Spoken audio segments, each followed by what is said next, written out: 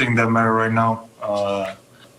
We lost by 20, and injuries are part of the basketball. But I was 100%. But I played terrible. So we just gotta move on to the next one.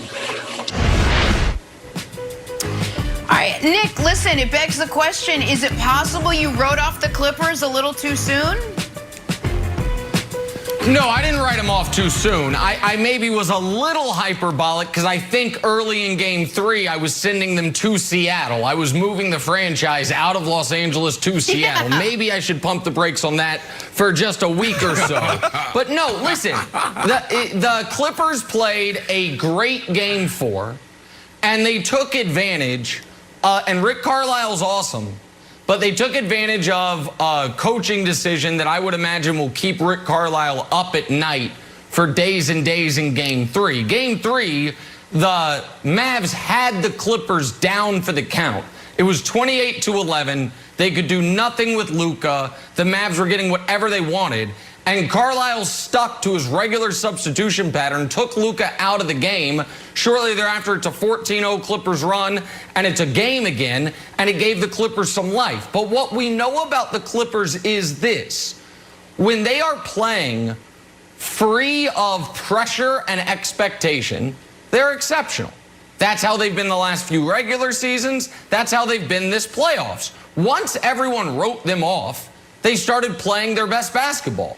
Now, all of a sudden, thanks to these 2 wins, there is pressure on them again. They are the favorites in the series again. It's like, oh, the Lakers look hurt. The Nuggets are questionable. Nobody believes in the Jazz. Oh, the Clippers can do this, which is why I expect them to revert back in very short order to Clippers playoff basketball, which is playing tight, not getting any contributions from the role players, and just relying on Kawhi to be otherworldly, which, to his credit, he has been through 4 games this series. So no, I don't think I wrote them off too early, Brandon. I think they're still in huge trouble, and I think that Luka is going to prove out to be the best player in this series, despite the fact that yesterday he had I would argue his first actual bad playoff game of his career. The only other one that was close was the one where he missed time because he got his ankle stomped on. So no, I don't think I wrote them off too early. So hold on, Nick. Let me get this right. So you said they need to go take the franchise to Seattle, all right? And they need to blow up everything. Yes. Kawhi needs to look at other teams, but you didn't write them off too early? Yes. No? You sure? Well, because I still think they're going to lose the series. So listen, if they end up winning the series, then I'm wrong. But I still think they're going to lose the series. Okay, all right. Well, look, I'm not going to approach this from an emotional standpoint. I just want to talk facts because I've been talking about the Clippers all year. I got the Clippers coming out the West, and I got the Nets coming out the East. So here's my notes from last night. They cooled off. Games 1 and 2, they were great. Games 3 and 4, they weren't there. And who am I talking about? I'm talking about the others. And this is what we talked about Thursday and Friday. You guys asked me this question. Should we be writing off the Clippers? No, because why would you think that Hardaway and Porzingis and Finney-Smith, they're going to go out there and torch the Clippers the way they did? Like who do you want them to guard? They had 4 or 5 guys that was hot that couldn't miss. So now they cooled off, and now you're seeing the difference. So the Clippers are right where they need to be. They came out, they handled business. They were a top 10 offense and defense all year. Did you expect them to be swept? Do you expect them to let Luka and the others just come in and just blow them out like that? Absolutely not. So Luka is exactly who he needs to be. Unfortunately, he's dealing with something. But Luka, he can't do it every night. You need Hardaway, you need Porzingis, you need Finney-Smith. You need those guys to come out and play good. But if you look at what they did the last 2 games, it was nothing, and that was the difference. Well, I think Game 3, the Sporting Cast did a fair amount. It was those numbers are skewed massively by how terrible they were in Game 4, and that's wild. That's the old regression to the mean. Through 3 games, the Mavs were shooting 50% from 3, and in Game 4, they shot 17% from 3. I think that's 5 of 30. I think that's about 17%.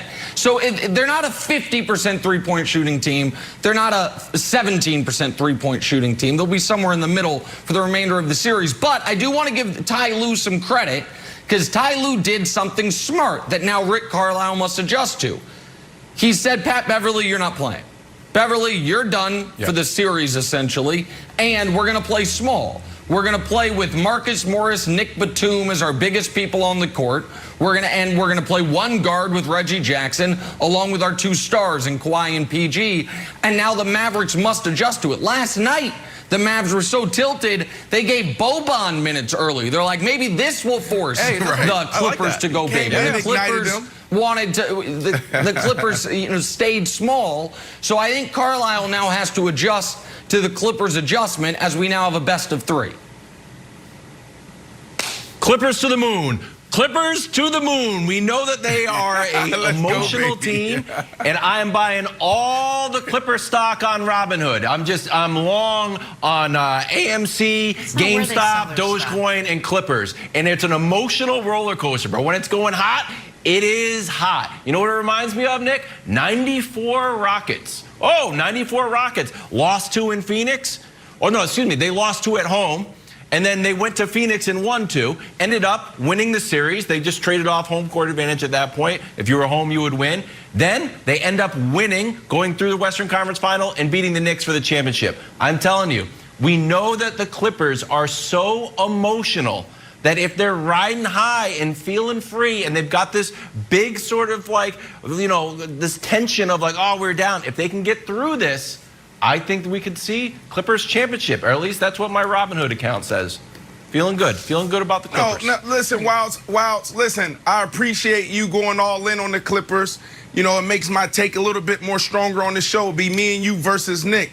But I can't entertain that anymore. Right. The Clippers have been a good team all year. I just said it. Top 10 on defense, top 10 on offense. The storyline has been the same. Kawhi and Paul George have been really good this year. And when the others play, the supporting cast, the bench plays well, they win. When they don't, they lose. Game 1 and 2, they weren't there. Reggie Jackson, where are you? Beverly, where are you? Morris, where are you? Games 3 and 4, those guys stepped up. Well, other guys stepped up, as you know, like Nick said. Pat Beverly didn't play.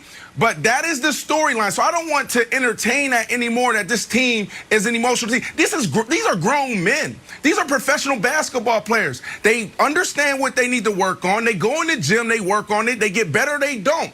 So what we've seen all year is them take strides and getting better, and Kawhi answering the bell. He's a leader now. He's playing back-to-back. So this whole narrative that this team is the emotional team, no, they're playing basketball. They lost the first 2, they won the next 2, and now they're going to keep going. They're just like me, Brandon. No, they're just, when we're high, we're high, and when we're low, we're low. I'm just like the Clippers, Brandon. I totally understand it.